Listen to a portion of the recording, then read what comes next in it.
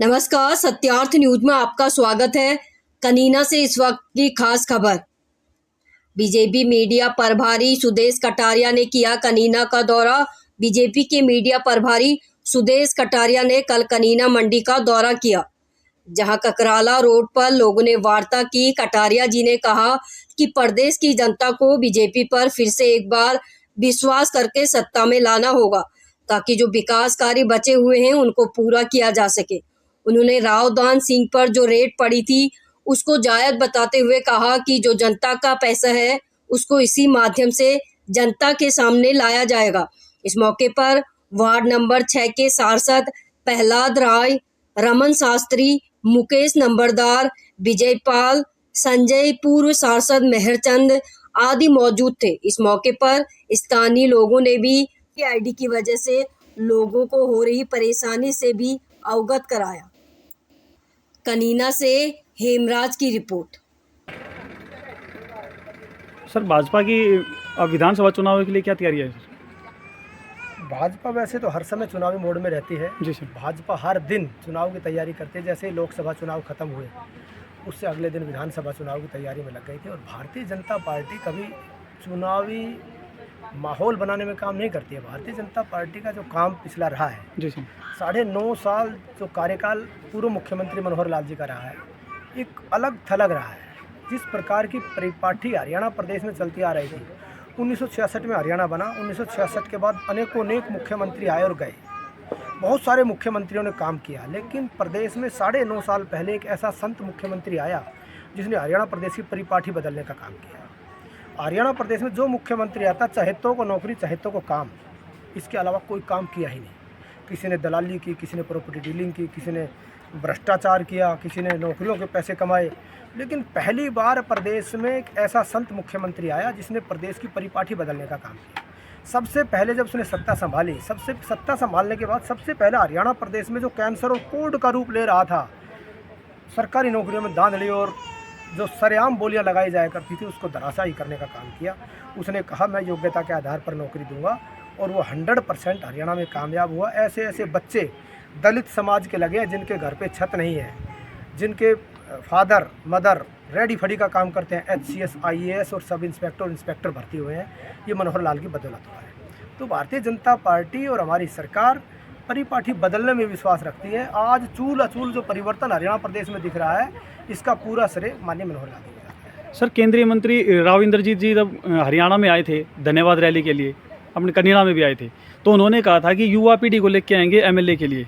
तो क्या सरकार कोशिश कर रही है अब दोबारा कि MLA को चेंज किया जाएगा? देखिए, हमारे कद्देवार नेता हैं, मेंबर पार्लियामेंट है, सेंटर में मिनिस्टर भी हैं, लेकिन ये फैसले हमारी केंद्रीय समिति करती है। उस केंद्रीय समिति में जो मेंबरान हैं, जो प्रदेश अध्यक्ष है, मुख्यमंत्री है, राष्ट्रीय अध्यक्ष है और प्रदेश कार्य समिति के जो सदस्य हैं, वो लोग ये काम करते हैं। राव इंद्रजीत हमारे बड़े नेता हैं, सबको अपना कहने का अधिकार है। सर, क्या वो अपनी बेटी को, आरती राव को, चुनाव में उतारेंगे सर? टिकट मिलेगी सर उनको? पार्टी की रीति नीति सबके सामने है। यहाँ पर कोई एक व्यक्ति किसी की टिकट काटने या देने में सक्षम है ही नहीं। यहाँ पर हमारी एक विधानसभा की कमेटी और सेंटर में केंद्रीय समिति, वो बैठ के तय करती है किसको चुनाव लड़ाया जाए, और इस आधार पर करती है, सर्वे के आधार पर। अगर लोगों की आवाज़ है, सही काम किसी ने किया है। भारतीय जनता पार्टी की नीति रही है कि आखिरी पंक्ति में खड़े आखिरी व्यक्ति को किस प्रकार से आगे बढ़ाया जाए। ये भारतीय जनता पार्टी की रीति नीति, और सबसे बड़ा उसका उदाहरण मैं हूँ। जिला गुड़गांव का सबसे गरीब आदमी हूँ, कहने के लिए नहीं हूँ, भाषण में रियल में ही गरीब हूँ। और मेरे को अपनी प्रेस का एडवाइज़र लगा के, और उसके बावजूद मुझे कैबिनेट का दर्जा देकर चीफ सेक्रेटरी के साइड में मेरे को दफ्तर देके दिखा दिया कि आखिरी पंक्ति में खड़े आखिरी व्यक्ति को किस प्रकार से बढ़ाना है। भारतीय जनता पार्टी और मनोहर लाल जी से बेहतर कोई नहीं जानता। अभी हाल ही में जो ED ने राव दान सिंह के ऊपर जो रेड डाली थी, उसके बारे में जो कांग्रेस के जो कार्यकर्ता हैं वो कह रहे हैं कि इस सब में इनकी चाल है। ये सब ऐसा सच है सर? आप तो पत्रकार हैं जी। CBI और ED के चक्कर भूपेंद्र सिंह हुड्डा कितने दिन से काट रहे हैं? पिछले 9.5 साल से चक्कर लगा रहे हैं। रीति नीति नई नहीं है, ये तो पुरानी है इनकी। हजारों करोड़ रुपए किस प्रकार से इन्होंने दान लेकर के प्रॉपर्टी डीलिंग करके कमाए। मैं नहीं बोल रहा हूँ, माने सर लैंड डील घोटाला बोलता है भूपेंद्र सिंह हुड्डा का। तो ये तो कांग्रेस के चाल चरित्र चेहरा है, प्रदेश के सामने आ गया है। सब लोगों को पता है, इसमें ज़्यादा कहने की जरूरत नहीं। सर भाजपा सरकार यदि आगे सरकार सत्ता में आती है तो उस समय युवाओं के लिए क्या रोजगार है सर? क्या सबसे कौशल के बड़ी तहत ही नौकरी दी उपलब्धि- जाएगी? सबसे बड़ी उपलब्धि भारतीय जनता पार्टी और माननीय मनोहर लाल जी की और अब नायब सैनी जी को जो रही, वो पारदर्शिता से नौकरियों की रही है। 1,30,000 हमने स्थायी नौकरियां दी है, जो भूपेंद्र सिंह हुड्डा के कार्यकाल में 70,000 थी। 1,30,000 HKRN से हमने 1 लाख लोग भर्ती किए हैं, 1 लाख। और उस 1 लाख में आपकी जानकारी के लिए आपके चैनल के माध्यम से प्रदेश की जनता को बताना चाहता हूँ, 1 लाख में 80% लोग दलित हैं, गरीब हैं। और भूपेंद्र सिंह हुड्डा खुले मन से कह रहा है कि अगर मैं मुख्यमंत्री बना तो HKRN खत्म कर दूंगा। उसका सीधा मतलब है कि दलितों को लात मार के इनको पीछे करना और अपने चहेतों को नौकरी देना।